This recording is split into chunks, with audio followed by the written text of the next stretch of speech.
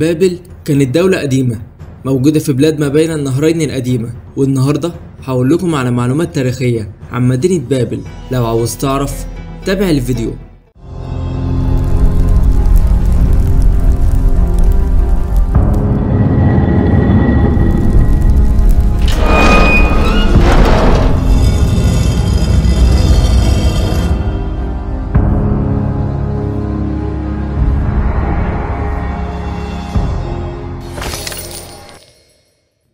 اتأسست بابل من أكتر من 4000 سنة، واللي موجودة حاليا في العراق كمدينة صغيرة على نهر الفرات.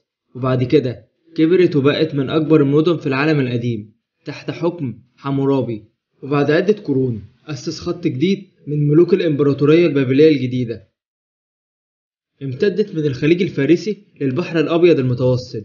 وفي الفترة دي بقت بابل مدينة فيها المباني الجميلة.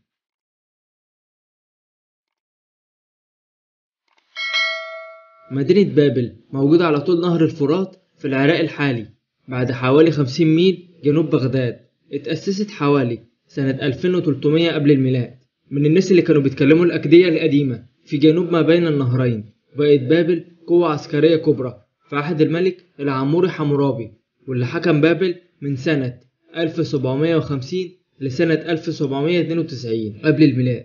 وبعد ما غزا حمورابي دول المدن المجاورة، جاب الكثير من جنوب ووسط ما بلاد بين النهرين تحت الحكم البابلي الموحد، وعمل إمبراطورية بابل. وقدر إنه يحول بابل لمدينة قوية ومؤثرة، وعمل واحدة من الرموز القانونية المكتوبة الأقدم والأكثر اكتمالا في العالم. وساعد قانون حمورابي على تجاوز المدن التانية في المنطقة.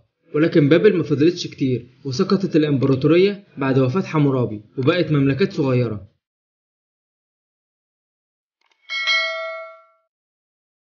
أسس ملوك جداد الإمبراطورية البابلية الجديدة اللي استمرت من سنة 539 قبل الميلاد لسنة 626 قبل الميلاد. بقت الإمبراطورية البيلاروسية الجديدة أقوى دولة في العالم بعد هزيمة الأشوريين في نينوى سنة 612 قبل الميلاد. وكانت الإمبراطورية البابلية الحديثة فترة نهضة ثقافية في الشرق الأدنى، وبنى كتير من المباني الجميلة، وحافظ على التمثيل والأعمال الفنية من الإمبراطورية البابلية السابقة في عهد الملك نبوخذ نصر الثاني.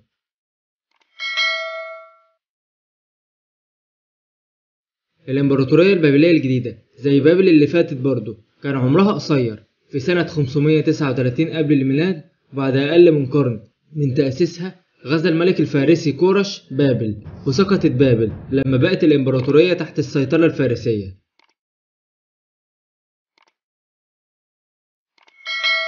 بعد الفتح البابلي لمملكة يهوذا في القرن السادس قبل الميلاد، أخذ نبوخذ نصر الثاني آلاف اليهود في مدينة القدس واحتجزهم في بابل لأكثر من نص قرن. ورجع كتير من اليهود للقدس بعد سقوط الإمبراطورية البابلية الجديدة لقوات كورش الفارسية، وفضل بعضهم، وازدهرت الجالية اليهودية لأكثر من 2000 سنة.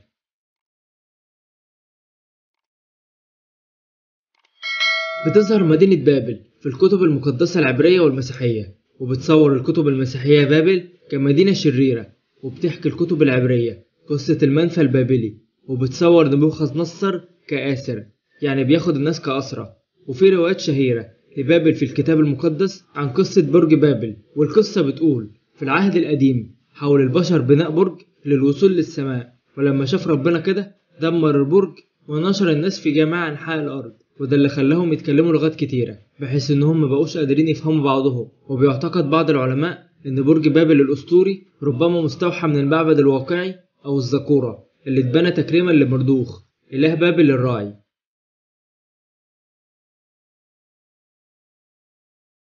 ازدهر الفن والعمارة في جميع أنحاء الإمبراطورية البابلية، وخاصة في العاصمة بابل، واللي بتشتهر برضه بجدرانها اللي ما تقدرش تخترقها. وحمورابي حاصر المدينة بالأسوار، وكذلك عمل نبوخذ نصر الثاني تحصيل المدينة ب3 حلقات من الحوائط طولها حوالي 40 قدم.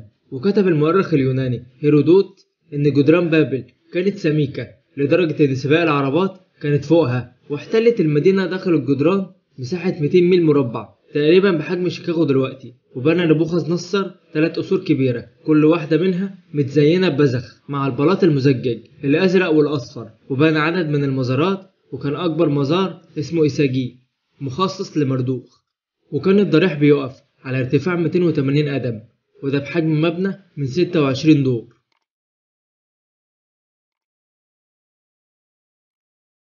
حدائق بابل المعلقة هي عبارة عن متاهة ضخمة من أشجار المدرجات وأشجار وزهور وشلالات صناعية، واحدة من عجائب الدنيا السبع في العالم القديم. وبرغم كده لكن علماء الآثار ما قدموش دليل يذكر على الحدائق، ومش واضح مكان وجودها ده لو كانت موجودة أصلا. وكشف بعض الباحثين عن أدلة عن وجود الحدائق لكن مش في بابل، ربما كانت موجودة في مدينة نينوى.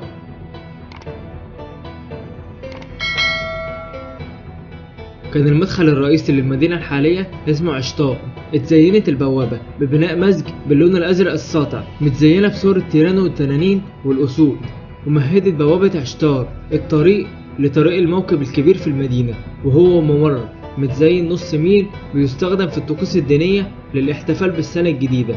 وقام علماء الآثار الألمان بحفر بقايا البوابة في أوائل القرن العشرين، وأعادوا بنائها في متحف برغاموند في برلين باستخدام الطوب الأصلي.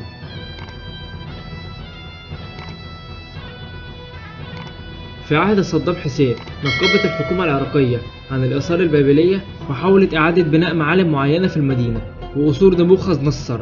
وبعد غزو العراق سنة 2003 قامت الحكومة الأمريكية ببناء قاعدة عسكرية على الأنقاض، وطبعا قالت وكالة البلح اللي في الأمم المتحدة إن القاعدة تسببت في ضرر كبير للموقع.